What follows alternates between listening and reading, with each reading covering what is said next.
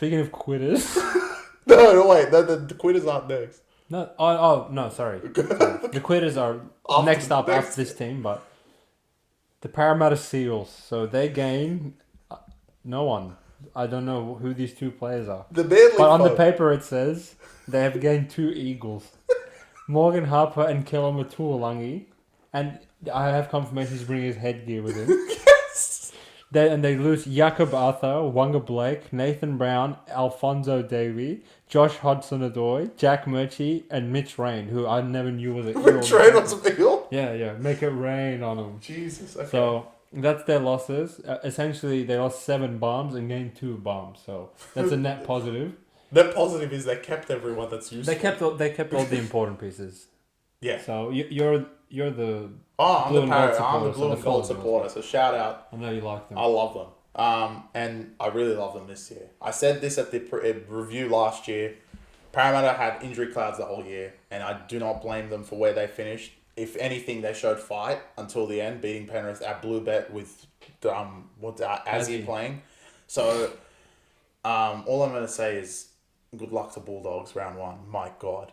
I got Para in the 4. I think they'll bounce back big time. They've got a fortress in Bankwest. If they don't have these stupid games that they play on the road, that would be fantastic. Like they're playing Darwin. They probably play Darwin Brisbane again because it's just this draw. Stupid. And last year, like I mentioned in the review, they had the worst draw out of any team in the competition. I don't care what it says on the strength of schedule. That wasn't it. They played consistently teams off a bye, which is ridiculous.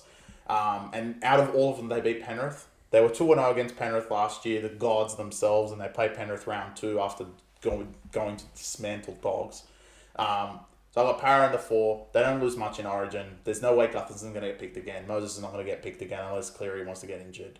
I think Parramatta are the team, and I know there's people out there that will be like, they'll never win. They have a chance, and with that forward pack and what they've developed with Gutherson, Dylan Brown, hopefully he's got consent now and he's covered. And Mitch, I think they are a definite chance. They're probably, the spine has been together for so long. There's not like problems with South. Brad Arthur is a much better coach than JD. And I think he is. You laughing at JD or you laughing at... I'm laughing at JD. Yeah, JD. So as a Parramatta guru himself, I have Parramatta in the top 4. Which would mean ahead of Penrith. I'm not going to elaborate too much on Chris's points, but I think the ceiling for Paris probably second round exit. I could see him coming like 6th or 7th, winning their first game, and then losing to whoever's in the top 4. Because when they have to deviate from Bankwest, they're garbage. I don't like really believe in their ability to go on the road and win like back-to-back semi-final games. But if you told me like somehow they pulled off getting the minor premiership and every game's going to run through Bankwest, I'll be like, yeah, sure. Because they've really shown that, if anything, like they probably have the best home court in the league along with Cowboys. Oh yeah, well, a Manly of War as well. But yeah. In terms of the teams that have like actually been good for a long time, it's definitely Para. Like Clint Gutherson, I think is one of the elite fullbacks in the game that no one talks about. Mitch, he started off being a cat in my opinion, but he's really improved as a halfback last year. I thought his leadership qualities, his ability to steer the troops around and just like let Dylan Brown exclusively deal with running the ball and like being a really, really solid defender of 5A is really impressive. I think they are devoid of a proper 9 still. Of course. I'm not like buying this whole Brandon Hands bullshit. No shit. Maybe he will improve and surprise me, but I think they like have a top 4 forward pack, very dominant.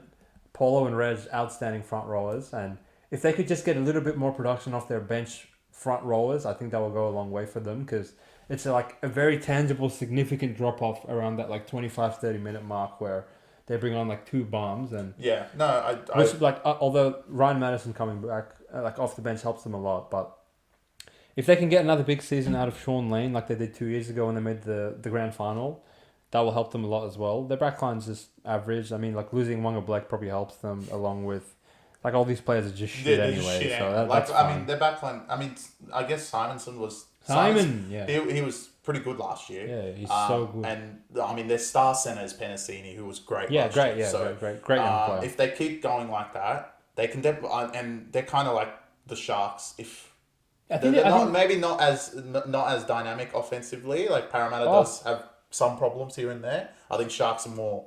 You will score. Sharks are more clinical. Yeah. In terms of ball movement, but Para, like when they get on a roll, I think they use the offload the best out of any team in the league. Yeah. Honestly, outside of Melbourne, they're the scariest team when they're like on a roll. Yeah, literally. They're, like, because their offloading is so nuts, it's just try.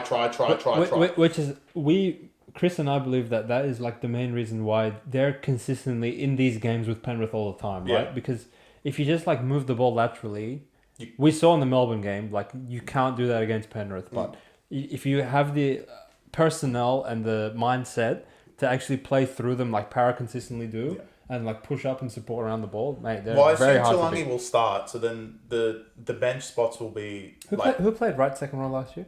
Cartwright. I guess he got... Yeah, no. I think it's confirmed he'll be on the bench with Madison. So, I mean, just having those two off the bench is pretty good. But, I mean, their bench back in the day had Niokore and, like, very useful bench players. Papali, like, when he started. So, it's a bit different now. Look, if they had Reed, it wouldn't be a contest. I agree with you, yeah. I agree. They would win the whole thing. Like, okay, I think with a 9... No, come on. That's a bit of a stretch. That forward pack plus Reed. It's Reed, not Cameron Smith, mate. No, with Reed, I think that they'll win the comp easily. Okay, fair enough. Yeah. Well, we'll see. We'll see if they top 4 boys give you a reason to cheer like they did 2 years ago, or they're gonna cheer. They might be in the grand final. We'll see. Again.